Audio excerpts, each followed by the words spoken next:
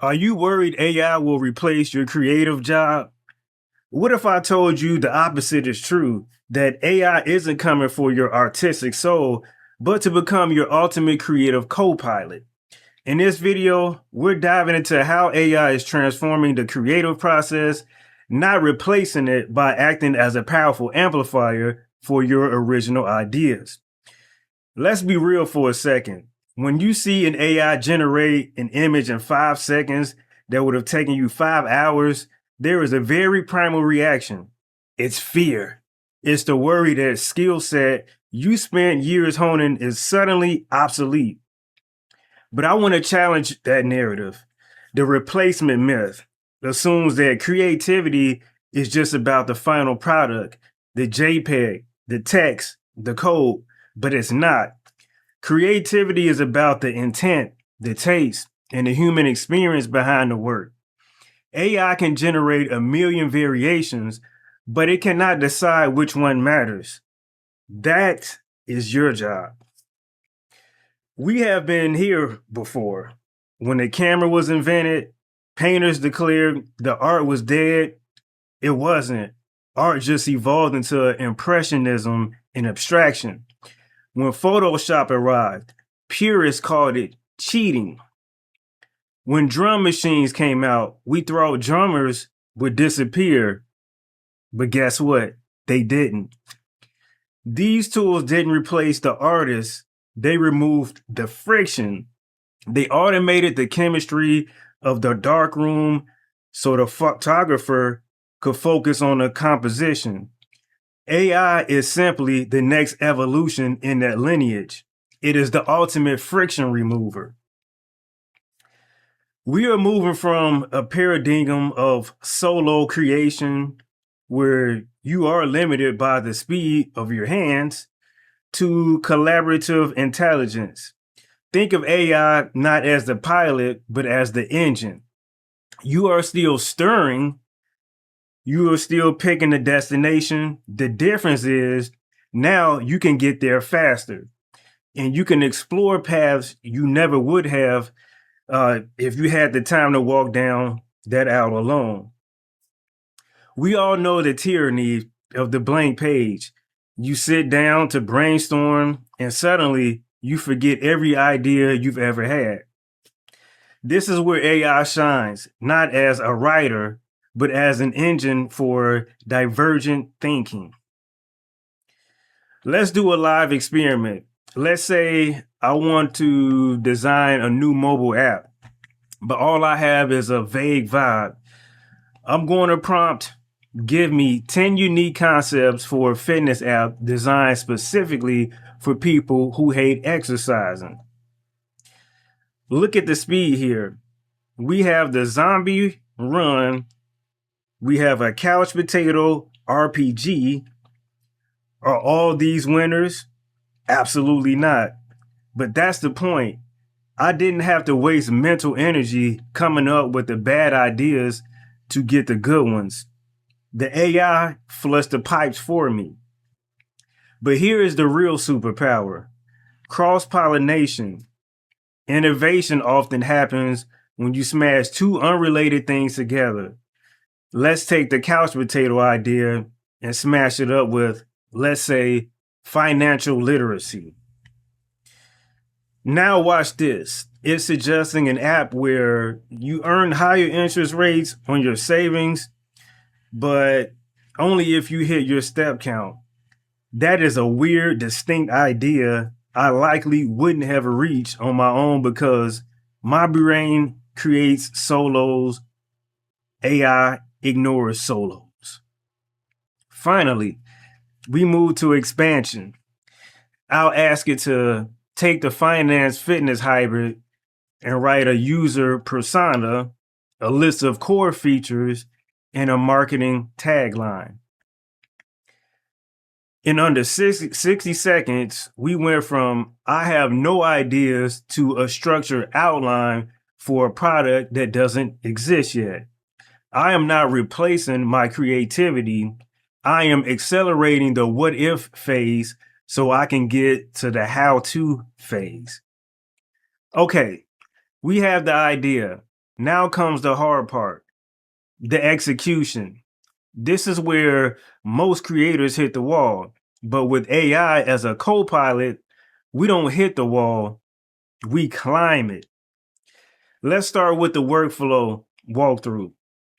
I need to write 30-second ad copy for the Couch Potato Fitness app we brainstorm.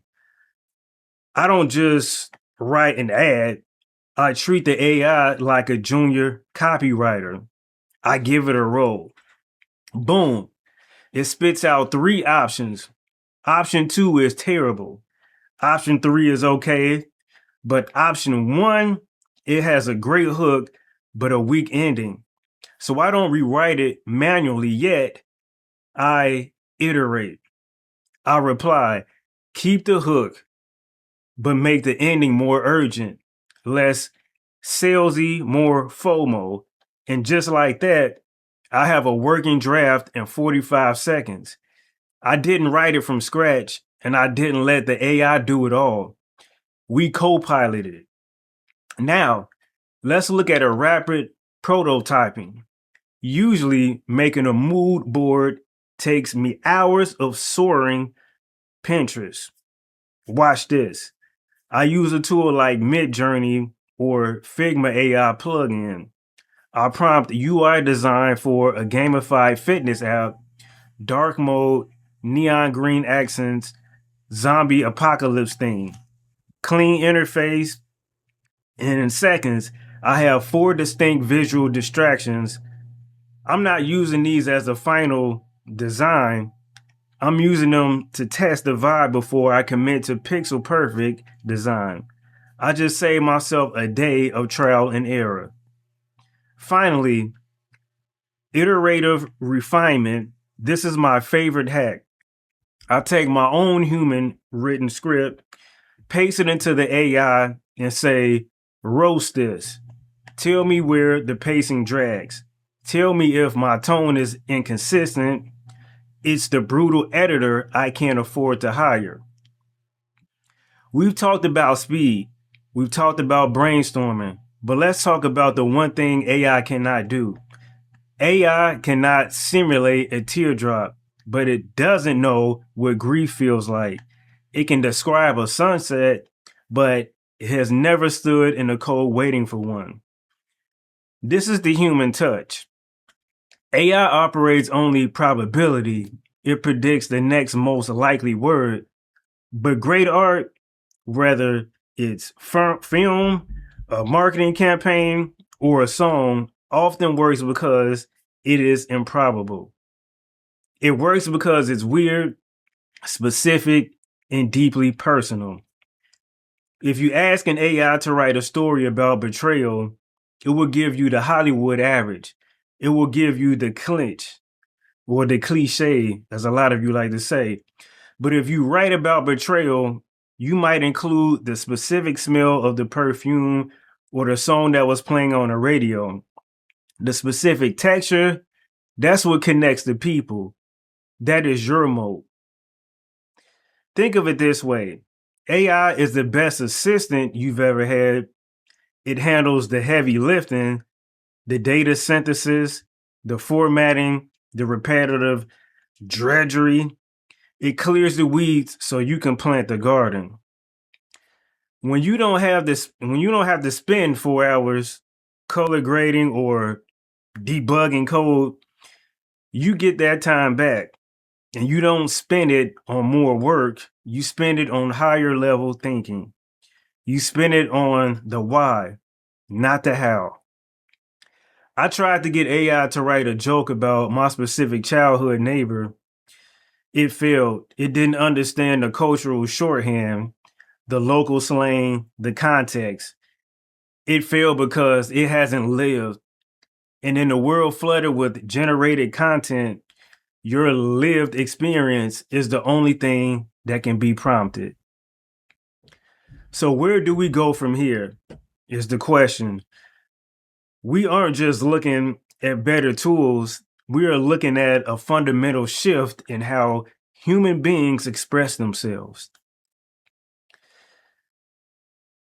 In the near future, the gap between the it and seeing it will essentially vanish. We are moving toward a world of personalized media where you aren't just consuming content, you are interacting with it. And as a creator, you are no longer limited by your budget or your team size. You are only limited by the boldness of your ideas. This is the era of the 10x creator. One person armed with these tools can now do the work of a 10-person studio. That doesn't mean we fire the studio. It means the studio can now do the work of 100. I know it feels overwhelming. There is a new tool every week. So here is my practical advice. Don't try to learn everything. Start small. Pick one part of your workflow that you hate. Is it writing email subject lines? Is it color grading? Is it organizing your files? Find one AI tool that solves that one problem. Master it. Then find the next one. Treat it like hiring a new team member. You wouldn't hire 50 people on the same day. Don't try to learn 50 AIs in the same week. Technology has always rewarded the curious. The future belongs to the synthesizers, the people who can combine human empathy with machine intelligence. So here is your call to action. Stop worrying about being replaced and start worrying about being boring. Use these tools to be bolder, to be weirder, and to tell stories that only you can tell. The machine is the engine. You are the driver. Now put your foot on the gas.